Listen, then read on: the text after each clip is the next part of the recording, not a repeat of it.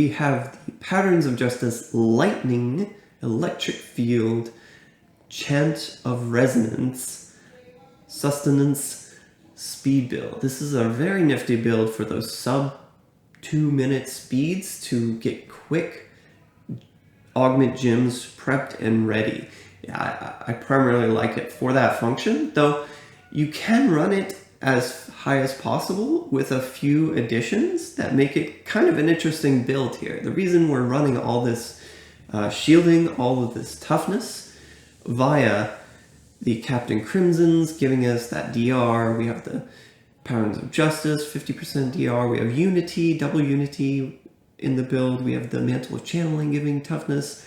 All this toughness is in place to help support our shielding so that when we take damage, it doesn't break our shielding, so that our Squirt's necklace uptime is near 100% throughout the rift, which is pretty nifty. You don't only benefit when you get shield pylons. You have Squirt's necklace all the time, which is one of the primary benefits of this build. So in order to support that, we're slotting a lot of resource cost reduction via the weapon, the Captain Crimsons, and the shoulder piece. We actually have a new affix here with the Jade Talon, one of the new weapons for the monk. You can really use any of the weapons that the monk has, but the Jade Talon and the Shadow Killer will be best as options because these give the spirit per critical hit affix, which is extremely helpful for this particular build since we're so hungry for spirit. That will allow you to sustain your Molten Wildebeest Gizzard, which is an absorb shield based on your life per second. Gets refreshed every 4 seconds, I believe. And then we have the Mantra of Healing Sustenance. So the Mantra of Healing, when you manually cast it, gives a base value of 62,000, but is increased by your health globe healing bonus. So as you can see, we're going to want to gear life per second to help the Unity, and we're also going to want to gear extra health globe healing to support our shielding stack. Now in the video you're seeing gameplay footage, I had none of this, so just to show that it can work even at a higher rift difficulty if you want. Granted, the clear was a little bit slower than you would normally want to aim for this build, with this build, but you can see its effectiveness. Yeah. Other defensive measures that we have in the build to be able to maintain the Squirts is the Guardian's Path, so a bunch of dodge here. We're also running Blinding Speed, so whenever we teleport, we get a 40% dodge from there. Toughness via the Taeguk, 20% armor there, which isn't very helpful actually, but we are running the Patterns of Justice does give us all the runes of Sweeping Wind. One of them is Inner Storm, which does help out a little bit with our spirit per second, kind of nice. And then you get that nice large Sweeping Wind radius from the Patterns of Justice set, which is actually kind of cool. The Electric Field rune is 20-yard radius as well, so your DPS output is enhanced a little bit. You're able to kill off small trash a little bit quicker with this rune as compared to the Cold rune, and be able to clear the rift a lot more readily.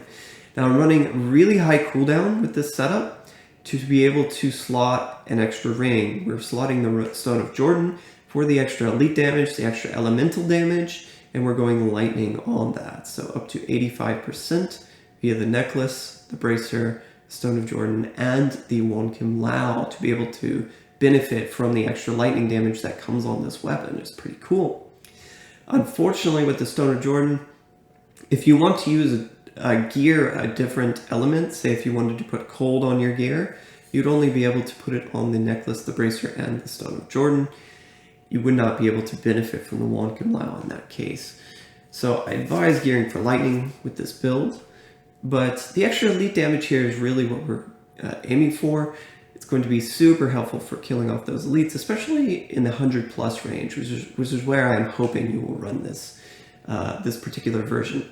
Other thing about the Jade Talon is that it comes with a passive, and because we are running the Wall of Wind on Cyclone Strike, this will be automatically cast every time we move by the Won Khim Lau, and will allow us to benefit from the Relentless Assault passive. Relentless Assault giving an additional 20% damage to frozen enemies here. So we have a lot of attack speed. The focus of the Jade Talon, in fact, is giving us an extra 30% additive attack speed, which isn't much, all things said, considering that we're also, you can see the power here on the Jade Talon is the Echoing Fury, which is going to be a huge help for boosting our attack speed. And you may be asking, like, why do you want to boost your attack speed? I thought you didn't want to spend a lot of spirit. And yes, we don't want to have to spend a lot of spirit, but at the same time, attack speed is a multiplier for Tempest Rush damage. So this is why we're getting to such heights and why we are so spirit hungry. Epiphany coming in as well, giving us spirit regeneration per second, forgot to mention that, and a 50% damage reduction.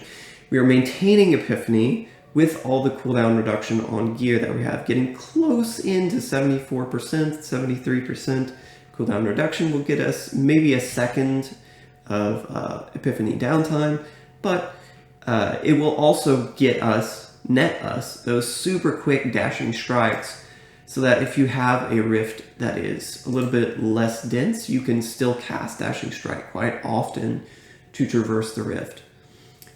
Pretty cool. So pretty much cooldown everywhere that you can fit it, excepting the necklace. So both rings, it comes on the Jade Talon, which is pretty neat. And then the Beacon of Ytar. We're also running the Enchantress for an extra 10%, which is something with the previous iteration of this build, the Prophetic Harmony wasn't available. So swapping out of the Obsidian Ring of the Zodiac didn't feel really good. But you can actually do that now with the Enchantress and get this high cooldown. Multipliers from the Won Khim Lau and the balance will be helpful. We also have Tempest Rush damage on the helm and the boots, of which in the video I did not have all of. Now, if you want to run a quicker speed version in those like sub, 2-minute rifts, like maybe 1.5 minutes, 1 minute rift, you can actually run the Obsidian Ring of the Zodiac. And lower in Paragons, if you don't have a Jade Talon, you can just wear the Echoing Fury and then roll, cooldown on it. But yeah, the Obsidian Ring at lower Paragons should help you close the gap on your Epiphany, get quicker Dashing Strikes. I also advise switching the rune on Dashing Strike for these quicker speeds to Way of the Fallen Star. You won't need as much toughness in these lower greater rifts as compared to the 100+ ones, so you can swap that out for more mobility for sure. Anyways, both of these versions work extremely well. This one, especially at lower Paragons when your cooldown reduction may not be as perfected. And yeah, hope you enjoy this build.